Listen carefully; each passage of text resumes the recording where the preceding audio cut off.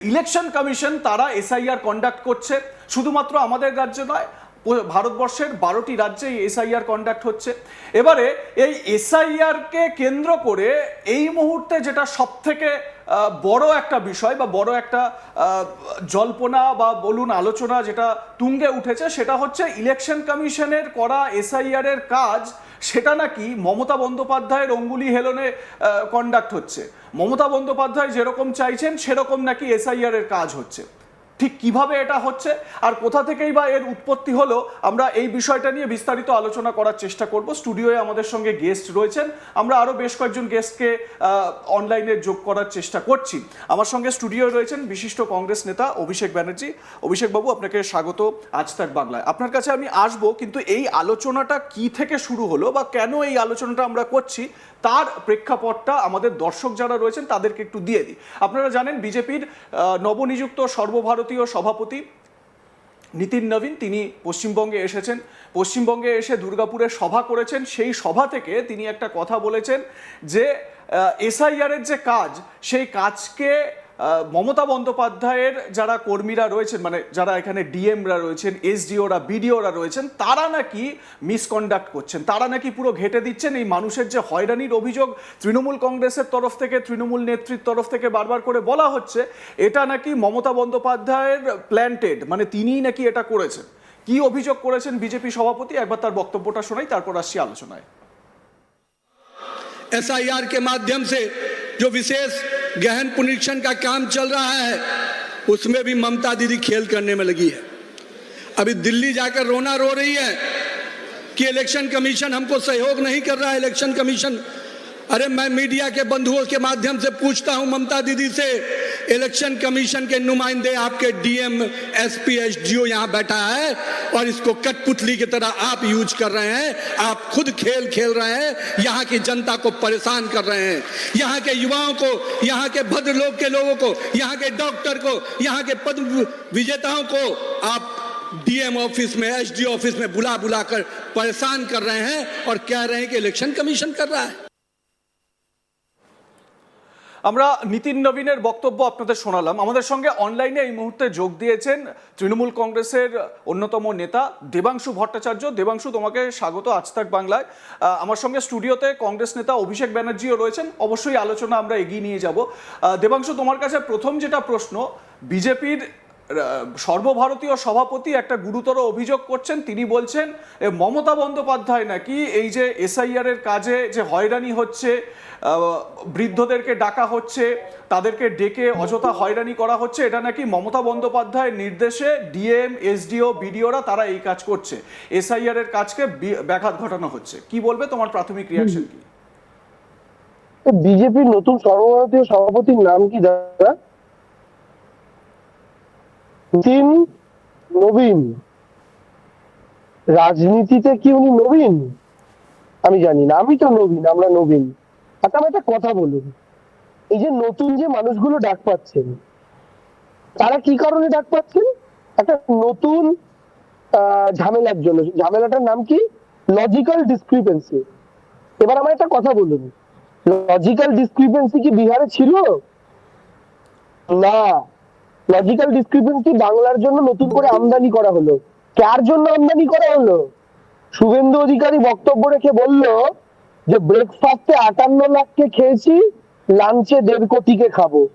অর্থাৎ এই 1.5 কোটির টার্গেটটা প্রথম থেকে কে সেট করে দিয়েছিল? শুভেন্দু অধিকারী। কখন থেকে? এসআইআর প্রক্রিয়া শুরু হওয়ার বহু আগে থেকে। এবার যখন নর্মাল ড্রাফটে দেখা গেল মাত্র 58 লাখ লোকের নাম বাদ করেছে, শুভেন্দুর টার্গেট পূরণ হয়নি, তখন বিহারে যে জিনিস হয়নি সেই জিনিসকে লজিক্যাল ডিসক্রিপেন্সি করে বাংলার মাটিতে আমদানি কে করেছে? মমতা ব্যানার্জি। মমতা ব্যানার্জির ডিএমরা, মমতা ব্যানার্জির সরকারি কর্মীরা, নাকি নির্বাচন কমিশন বিজেপির নির্দেশে?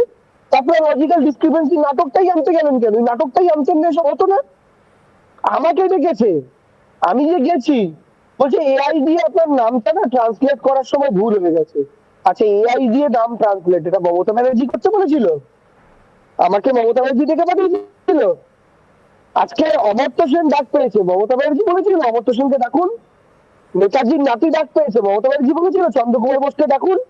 নেতাজি ভারতীয় হ্যাঁ, নয়? কিন্তু দেবাংশু, যেটা যেটা বিজেপির তরফ থেকে বলা হচ্ছে, এই যে ডাকগুলো দেওয়া হচ্ছে কমিশনের যারা এখানে কর্মরত, ডিএম যেরকম ডিইও, ডিস্ট্রিক্ট ইলেকটোরাল অফিসার, তারা নাকি মমতা ব্যানার্জির ইনস্ট্রাকশনেই এই কাজগুলো করছেন। এই যে তুমি যে গেলে, তোমার যে এই হয়রানি তো হলো, এই হয়রানিটাও হওয়ার নেপথ্যে নাকি মমতা বন্দ্যোপাধ্যায়ের ইনস্ট্রাকশন রয়েছে। আরে কি করে হতে পারে? এআই ইউজ করার সিদ্ধান্ত তো মমতা ব্যানার্জির নয়, ইলেকশন কমিশনের। এআই দিয়ে নাম ট্রান্সলেট করা হবে, এটা ইন্ট্রোডিউস কে করেছে এসআইআর সিস্টেমের মধ্যে? Election commission of India. আর সেই এআই এ ট্রান্সলেট করতে গিয়ে আমার বাংলা বানান ভট্টাচার্য, ওটাকে ইংলিশে প্রনাউন্সিয়েশন অনুযায়ী ট্রান্সলেট করতে গিয়ে ভট্টাচার্য ভিও টিটিএ টিএইচএ আর জেও ওটা করে ফেলেছে। আর আমার আধার কার্ডে BHA TTA টিএইচএ R Y A Bhattacharya লেখা। তো ভট্টাচার্য ভিও টিটিএ আর বিএইচএ টিটিএ মিলছে না, ডেকে পাঠিয়েছে। কে ইন্ট্রোডিউস করেছে এটা?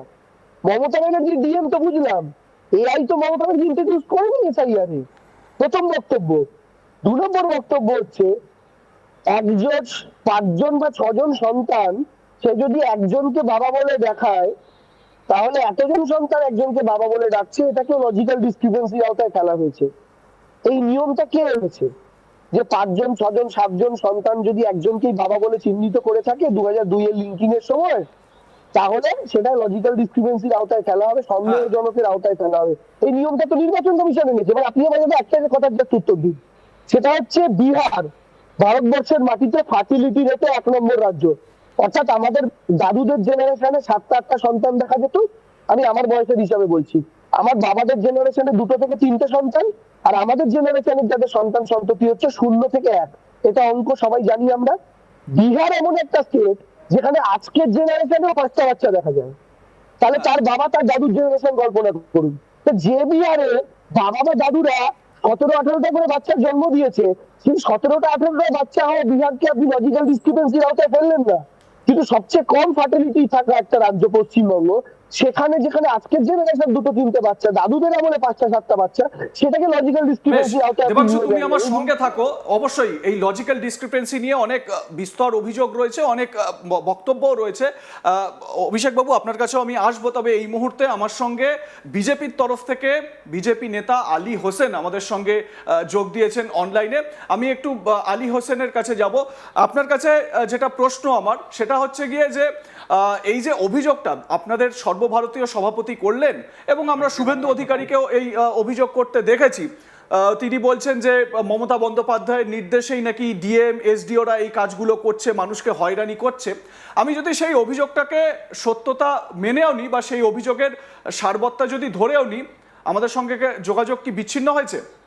আমরা আবারও যোগাযোগ করার চেষ্টা করছি। আমি একটু অভিষেক বাবুর কাছে এবারে আসবো। অভিষেক বাবু, এই যে অভিযোগ, পাল্টা অভিযোগের যে বিষয়টা, একটু এই জায়গাটায় আপনার কাছে জানতে চাইবো যে এই যে অভিযোগটা বিজেপির তরফ থেকে করা হচ্ছে যে নির্বাচন কমিশন পরিচালনা করছে মমতা বন্দ্যোপাধ্যায়ের অ্যাডমিনিস্ট্রেশন, বিভিন্ন যে অভিযোগগুলো করা হচ্ছে, পশ্চিমবঙ্গে এসআইআর করার ক্ষেত্রে কমিশনের যে ভূমিকা, সেই ভূমিকাটা কি আপনারা দেখুন, আপনারাও রাহুল গান্ধীও ভোট চুরির অভিযোগে সরব হয়েছেন, ডেটা ধরে ধরে দিয়ে দিয়েছেন কোন কোন জায়গায় কি কিভাবে ভোট চুরি হচ্ছে।